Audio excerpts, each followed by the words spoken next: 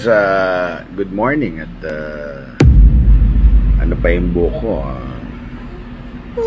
Breakfast ako at Tito Sen, ang dami mo na naman na pinalabas na yung mga bayaran mo na sa mga vloggers, Tito Sen. Gusto mo talaga ng Tito Sen, gusto mo talagang laglagan?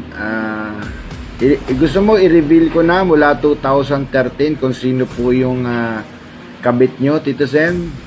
Okay ba sa'yo yun, Tito Sen? Gusto mo sabihin ko na kung sino yung kabit mo mula 2013 na pinalakad mo sa akin?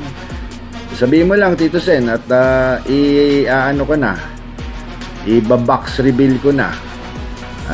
Sasabihin ko na sa taong bayan kung sino yung kabit mo mula 2013. Sige lang, banatan nyo lang ako at marami pa akong ilalabas.